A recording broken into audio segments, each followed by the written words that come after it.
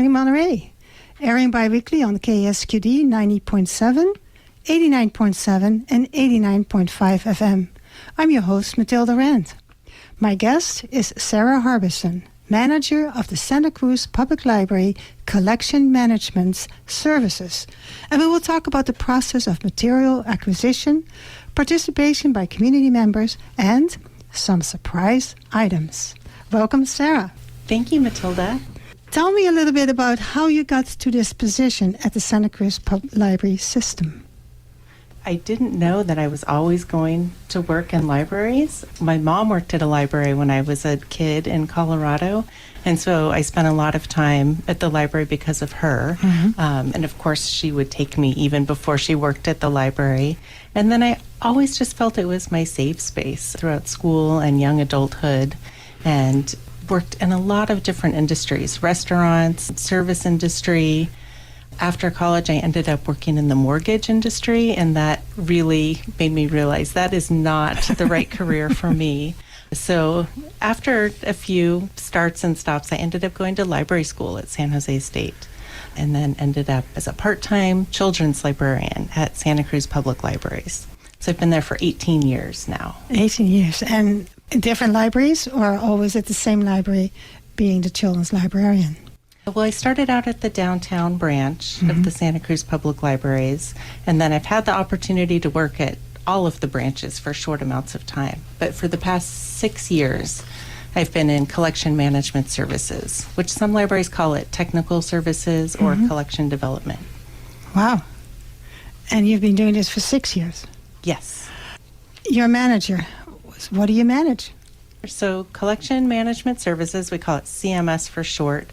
We are responsible for the selection, acquisition, cataloging, and processing of all library materials. So that includes books, DVDs, audiobooks, all of the e-resources, so the e-books, the audiobooks, the streaming video, digital magazines, and then our library of things, too, which is telescopes, ukuleles, induction cooktop kits, STEM kits, parks passes. We have a lot of really great things. Well, we'll talk about that one in a moment, but tell us who's on your team, because I assume you're not the only one managing all of the collections. Luckily, no. I have a great team, and all in all, I think there are about 16 of us, librarians, information specialists, library assistants, the courier driver. So we all work together. We each have our unique roles on the team, but we work together to bring you the collection. So I said I'll come back to the Library of Things. So now is the time, because I want to know, people can actually borrow from the Library of Things? That's right. So just like a book or a DVD in our library collection, those items are in the library catalog. They are holdable. They check out for 21 days. Yeah, so that includes the ukuleles, hotspots. We have a few Chromebooks, telescopes, STEM kits, induction cooktop kits. And how did that come about? Each of those items came about in their own unique way. The hotspots came about during the COVID closures when we realized that people really needed access to the internet. So we've been able to just continue to expand that program over the past few years. The ukuleles came through a partnership with the Ukulele Club, which is really exciting. They helped select the right ukulele for the library to circulate. And the induction cooktop kits are actually originated from a partnership with the city of Santa Cruz, and they received a climate action grant to fund the cooktops, and they approached us and asked if we would be interested in lending them out. And we said yes, and then we ended up creating a kit. So not only do you get the induction cooktop kit, you get a pot and a pan, some utensils, a cookbook, a magnet so that people can test their own cookware at home to see if it's compatible with the cooktop, and a journal so they can share their experience in the journal and share any recipes that they found have worked really well. And what was the incentive by Santa Cruz to give those to you to loan out? They are really wanting to give people a chance to try out an induction cooktop. Perhaps people are thinking of remodeling their home kitchens or replacing appliances. And hoping that people will see that induction cooktops are really useful and powerful, and that they could replace a gas stove with a more friendly electric stovetop. It's interesting. And so you can borrow that for 21 days? For 21 days, yes. And are they popular, those different items you have in your library of things? They are very popular. Most of the items in our Library of Things collection have pretty lengthy holds lists, and we get a lot of questions about those. Yes. Perfect. So now let's talk about the acquisitions. What's the process that you go through in obtaining new acquisitions? We have a collection development policy that really guides the selection of what we put into the library collection. It's mostly driven by patron demand, so we want to make sure that we're getting the materials into the collection that people are really interested in, making sure that we have something for everyone. We have a team of selection librarians and information specialists who do the selection. Mm-hmm. So they look at a lot of statistical information. We try to make evidence-based decisions on what goes into the collection. So you check out what people check out, not the names of the people, but what kind of things they check out. Based on that, you buy more.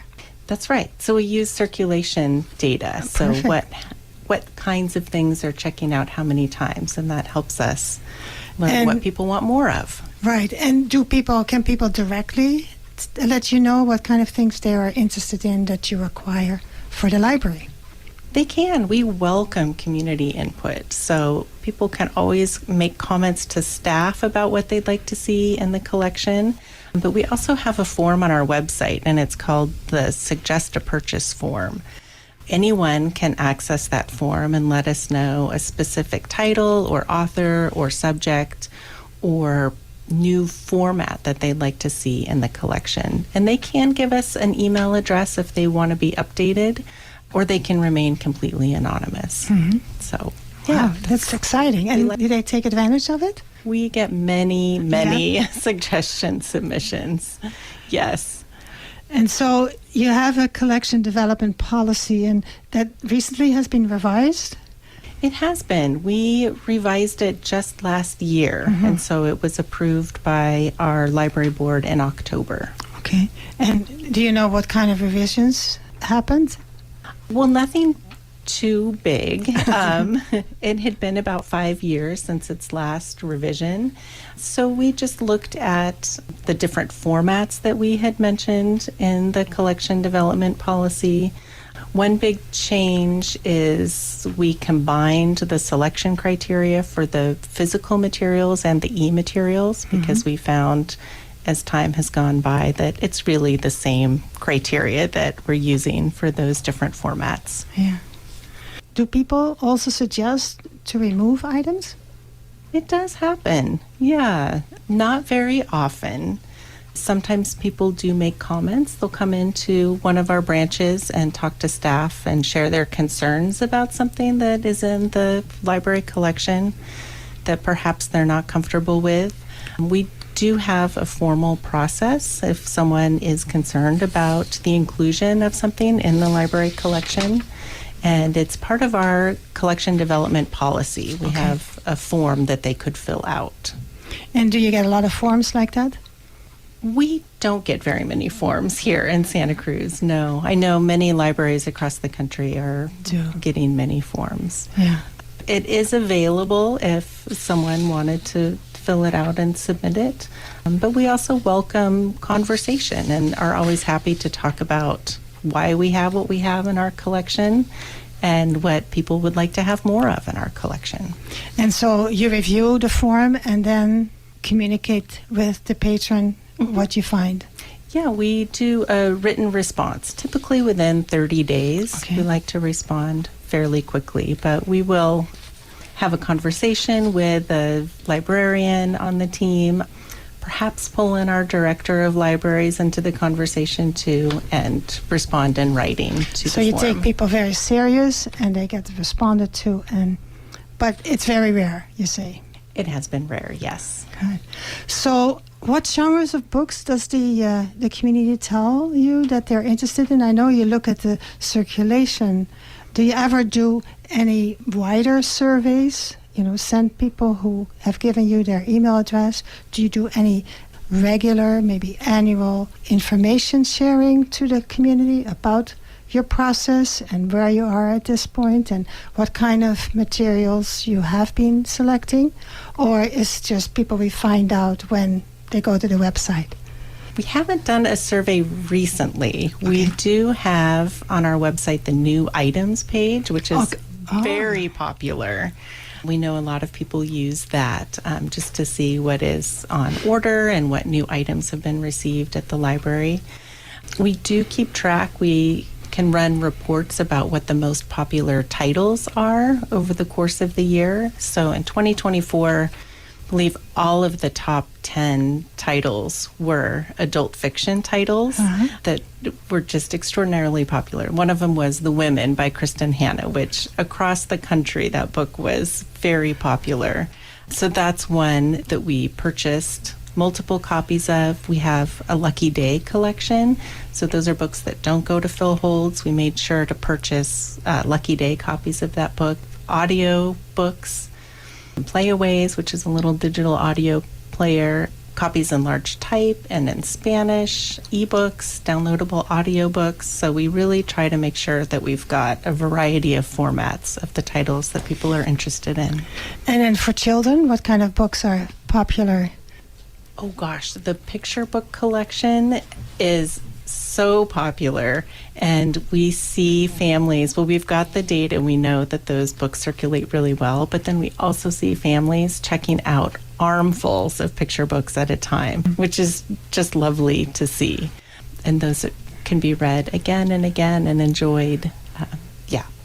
Before we go on, I want to remind people that are listening to Exploring Monterey Bay on 89.5, 89.7, and 90.7 FM. And of course, people can also go to the website and go to ksqd.org and stream us. And don't forget that we also have an app, and you can, wherever you are, you can listen to us on the app. You mentioned a lot of different formats. Do you see a shift in what people are borrowing? We have definitely seen a shift in our circulation numbers. The digital formats have really increased for us. So those are the ebooks and the audiobooks. We have a service called Overdrive. The app is Libby. It is so popular and people love it. We get really good feedback on that. So give us a little bit more information. There might be listeners who don't know what it is. Sure. So with your library card, you can borrow ebooks and audiobooks, digital audiobooks online. So there is an app, and it's called the Libby app, and you sign in with your library card, and there are wait lists sometimes for some of these books, just like the print books that you might get. But it's the same. You can place a hold, and then they check out to you for 21 days. If no one is waiting, there is an option to renew it if you would like to. It's so easy for some people to borrow books from home at any time of day and not having to worry about if the library is open or not. The titles automatically return. It's great for driving in the car and listening to an audiobook. A lot of the ebook titles are Kindle compatible. So if someone has a Kindle, they can put the ebook on that Kindle. People can do that online any time of the day. Yes. And somehow the app keeps track of when you started reading the e-material and when you're supposed to return it. Yes. And is it the same as, like, I borrow a lot of books, and then so the 3 weeks are up, and then I get an automatic renewal. Is it the same thing for the e-material? It is. And they automatically return after the 21 days, so there's no action that you would need to take to return it. So if you forget, that's fine. It will just return for you. Oh, okay. Except for with books, I still have to go to the library. But I like going to the library. And especially, we have so many remodeled and even some new libraries. And how many libraries have been remodeled in the last few years? Oh gosh, All of them except the downtown library. So either newly renovated or in some cases completely rebuilt on the same site. Like Aptos. Like Aptos, that's right. Garfield, I believe, is... And Garfield Park had a beautiful renovation done. Yeah. Same building, just a new look inside. And of course in Felton there's a completely new library because it used to be on the corner. An interesting, wonderful building. And now there's a whole new building for Felton. I've been there several times. It's beautiful. It is beautiful. I believe that was our first project that we did. And you did we're it very great. pleased with how it turned out. For people who are visually impaired, what do you suggest for people? So we have lots of options. We really want our collection to be accessible to anyone. So we do have titles in large print for adults, teens, and kids as well. We also have audiobooks, which is a great option for someone who may be visually impaired.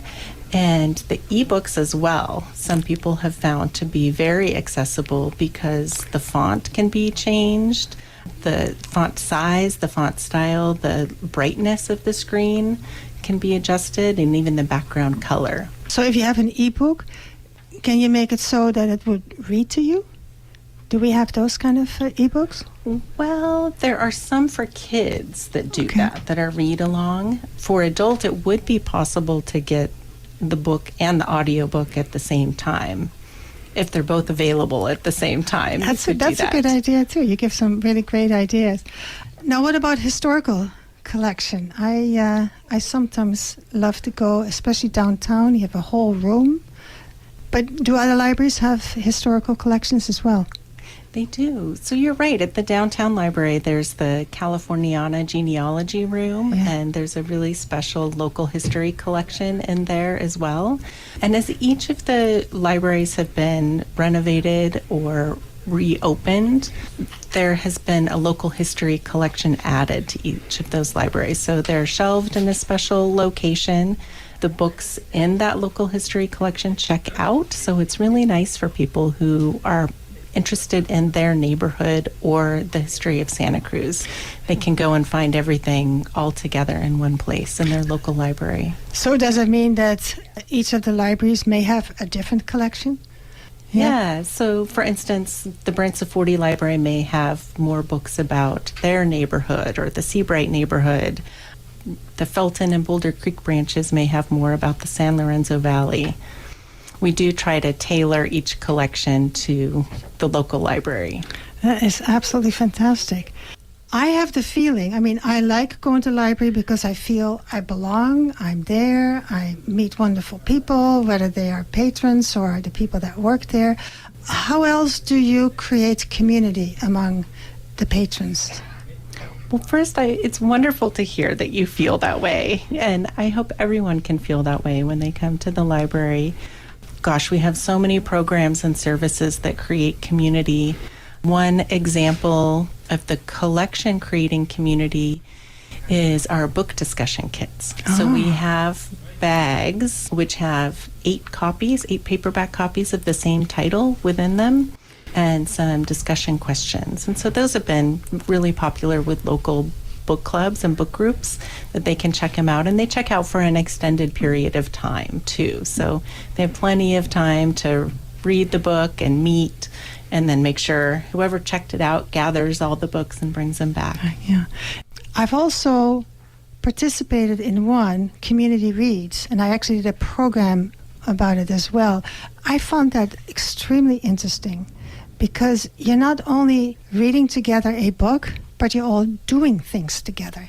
Can you give a little bit more information to our listeners about Community Reads? Sure. It's perfect because it's happening right now. So it's our Community Reads, and the title that was chosen this year is Barbara Kingsolver's Flight Behavior. So there are a lot of really special events going on about the themes within that book and the book itself. So I encourage you to look at our website and see everything that's happening with that program. It's exciting.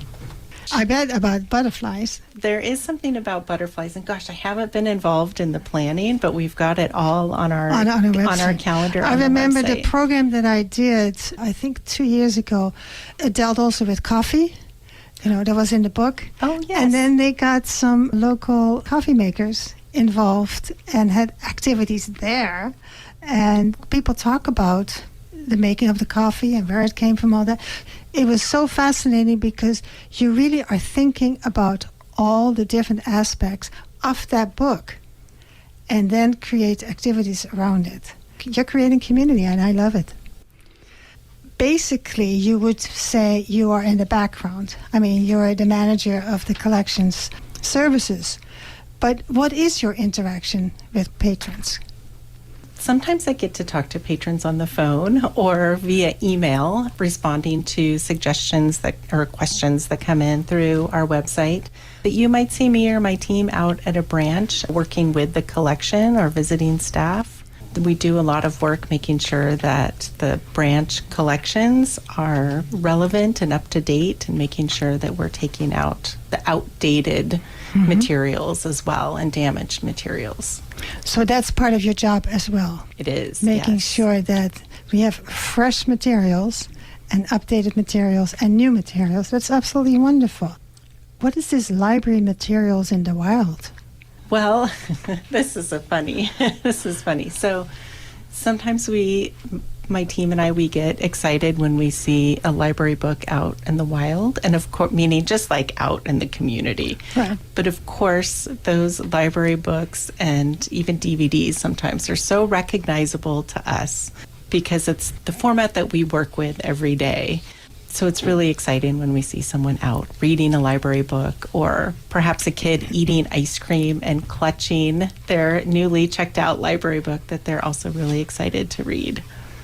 You're sharing those stories among each other and get encouraged to buy even more specific things that are related to what people are doing with the books. It could happen, absolutely, based on what we're seeing out in the community. That is wonderful.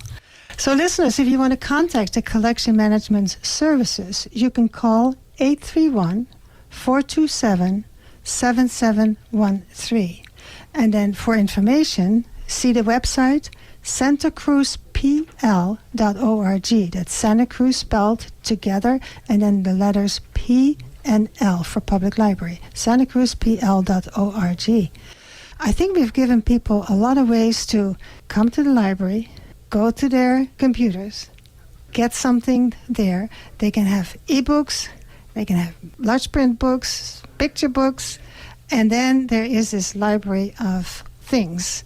And we mentioned it in the beginning. And listeners, if you just tuned in, the library has ukulele, telescopes, hotspots, induction cooktop kits, state park passes as well. I don't think we mentioned that earlier. You can borrow a state pass. That's park right, pass? for 3 weeks. So it's a partnership with the California State Parks and the California State Library, and they've made available a certain number of passes that people could borrow and visit their local state park for free, similar to like a Poppy Pass that some people pay for. So yeah, we've gotten really great feedback on that. I can imagine. So the library does really a lot of outreach to the community, help people to stay connected with their community, and in the privacy of their home, read, or listen.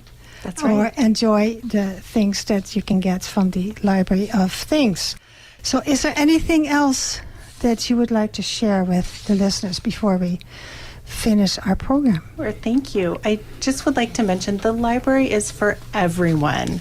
So I really encourage everyone in our community, if you haven't been to the library recently, please come in and visit us, see what we're about, take a look around, ask some questions. We hope that there is something in the collection that you'll find that delights you and surprises you. And if not, let us know. We would love to hear from you. And then you'll get it. And then we will consider getting it. That is correct. I like that word, we'll consider, because we're not going to get everything, because the money is not endless. We do have a budget, Yes. and we do have limited shelf space. But we do our best to get the things that everybody would like to see at the library, yes. Well, thank you so much, Sarah, for coming in and sharing with us the wonders of the library. And even though I've been at the libraries, I have done programs about the library, but I even learned more from you today. So thank you so much for coming in. Oh, thank you so much for having me.